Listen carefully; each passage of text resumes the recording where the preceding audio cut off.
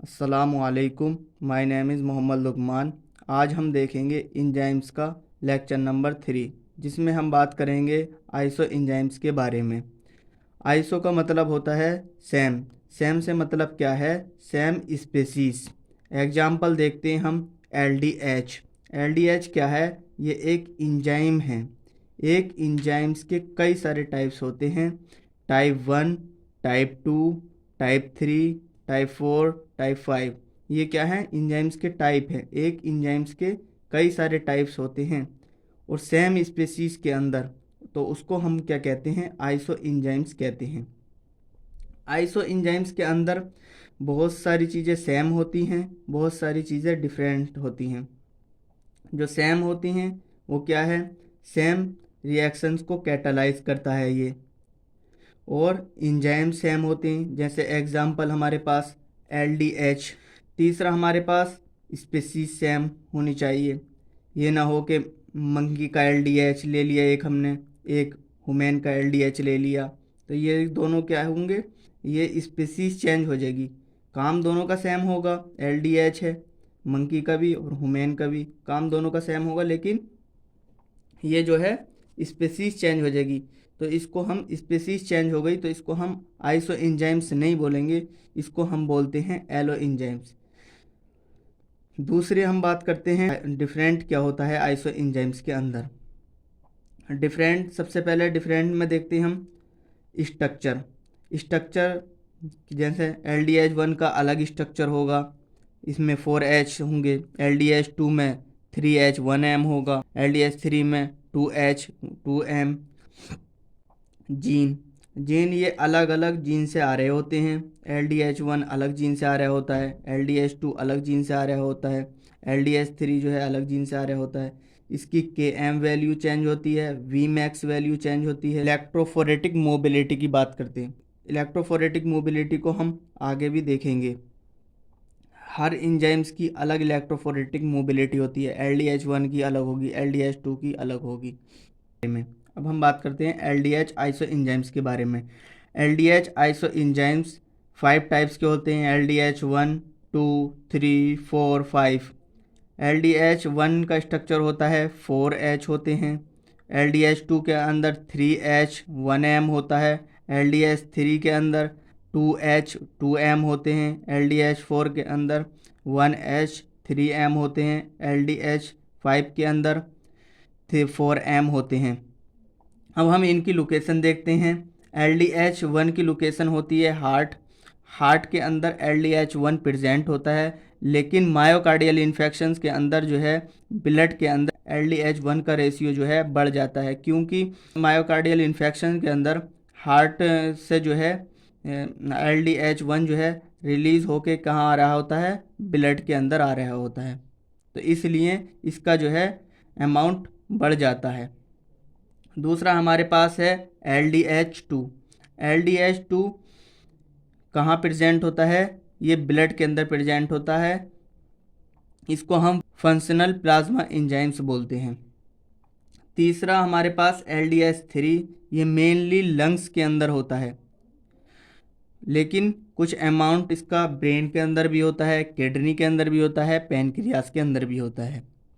LDH4 और LDH5 ये muscles और लीवर के अंदर होता है। एक क्वेश्चन पूछा गया था, predominant form of LDH in liver. Liver के अंदर कौन सा LDH ज़्यादा होता है? इसका आंसर है LDH5। होते दोनों हैं, लेकिन ज़्यादा कौन सा होता है? LDH5 होता है। अब हम बात करते हैं नॉर्मल पर्सन की और मायोकार्डियल इन्फाक्शन के पर्सन की। नॉर्मल पर्सन के अंदर क्या होता है? नॉर्मल पर्सन के अंदर LDH2 ज़्यादा होता है ब्लड के अंदर, LDH1 कम होता है। लेकिन मायोकार्डियल इन्फेक्शन के पर्सन के अंदर LDH1 ज़्यादा होता है, LDH2 कम होता है, क्योंकि LDH1 जो है हार्ट से आ रहा होता है। तो इसकी वजह से क्या होता है? ब्लड के अंदर LDH की मात्रा बढ़ जाती है। इसी को हम बोलते हैं फ्लिप्ड रेशियो। अब हम बात करते हैं इलेक्ट्रोफोरेटिक मोबिलिटी की। Electrophoretic mobility of LDH। हमारे पास हमने LDH इंजाइम्स लिए हैं, LDH1, LDH2, LDH3, LDH4, LDH5। जो ज़्यादा मूव करेगा उसकी मोबिलिटी ज़्यादा होगी। जैसे कि मैक्सिमम इलेक्ट्रोफोरेटिक मोबिलिटी है LDH1 की, उससे कम है LDH2 की, उससे कम है LDH3 की, LDH4 की, LDH5 की। ये LDH5 जो है लीस्ट इलेक्ट्रोफोरेटिक मोबिलिटी देता है। ये जो हमें पीक दिखाई दे रही है, इससे क्या मतलब है? इस पीक से मतलब होता है, ये हमें बता रही होती है कि ब्लड के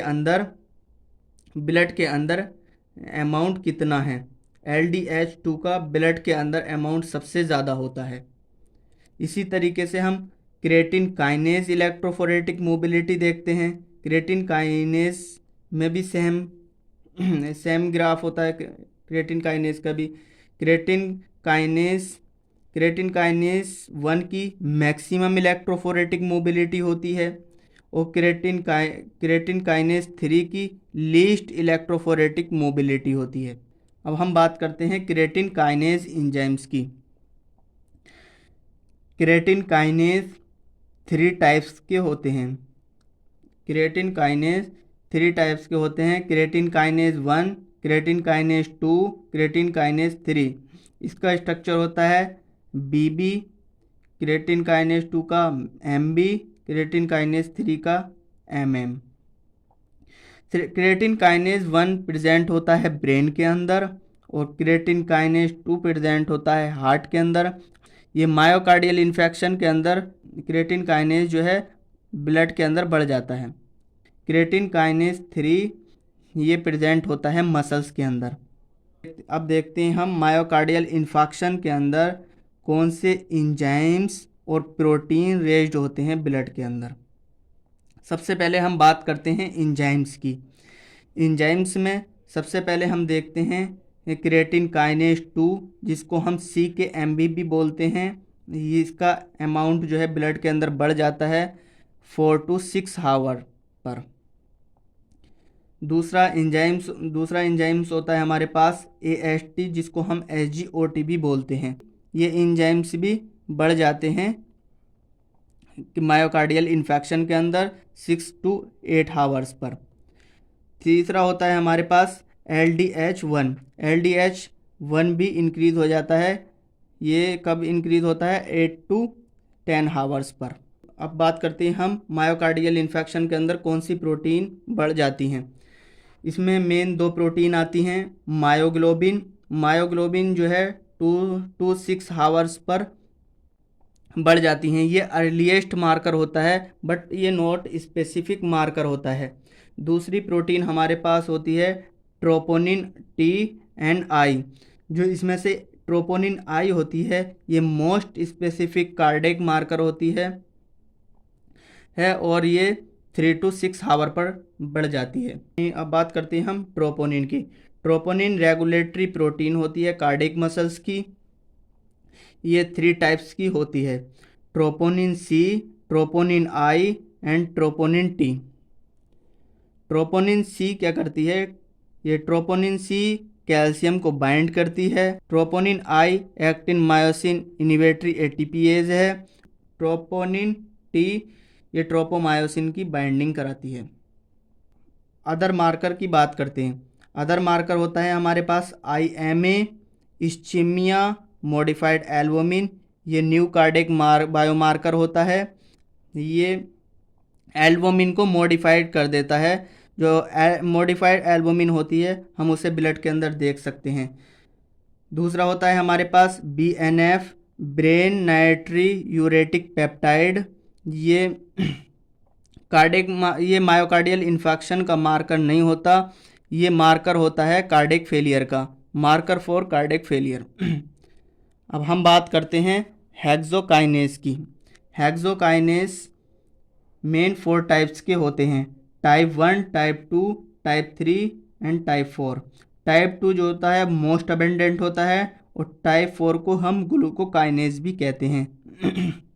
अब हम इनमें डिफरेंस देखते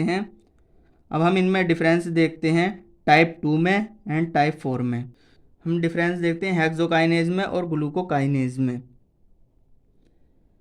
फॉस्फो ये हेक्सोकाइनेज क्या करता है, हेक्सोकाइनेज क्या करता है, हेक्सोकाइनेज फॉस्फोराइलेट करता है ऑल हेक्सोसिस को, और ग्लूकोकाइनेज फॉस्फोराइलेट करता है ओनली ग्लूकोज को। दूसरा पॉइंट हमारे पास क्या है, ये ऑल सेल्स के अंदर प्रेजेंट होता है, और ये ग्लूकोकाइनेज प्रेजेंट होता है लीवर के अंदर और पैनक्रियाज के अंदर। हेक्सोकाइनेज की हाई एफिनिटी होती है और ग्लूकोकाइनेज की लो एफिनिटी होती है। इसकी हाई एफिनिटी होती है, इसको लेस सबस्ट्रेट रिक्वायर्ड होता है। इसकी लो एफिनिटी होती है तो इसे मोर सबस्ट्रेट रिक्वायर्ड होता है। हेक्सोकाइनेज एक्टिव होता है फास्टिंग स्टेट में और ग्लूकोकाइनेज एक्टिव होता है फैट स्टेट में। हेक्सोकाइनेज की लो Km वैल्यू होती है, लो Vmax वैल्यू होती है। ग्लूकोकाइनेज की हाई Km वैल्यू होती है और हाई Vmax वैल्यू होती है। हेक्सोकाइनेज को कैसे रेगुलेट किया जाता है, हेक्सोकाइनेज को फीडबैक इनिवेशन होता है ग्लूकोज 6 फॉस्फेट का। ग्लूकोकाइनेज को कैसे एक्टिवेट किया जाता है, ग्लूकोकाइनेज को एक्टिवेट किया जाता है इंसुलिन के द्वारा। इसी के साथ मैं अपनी वीडियो ख़त्म करता हूँ। अस्सलामु अलैकुम।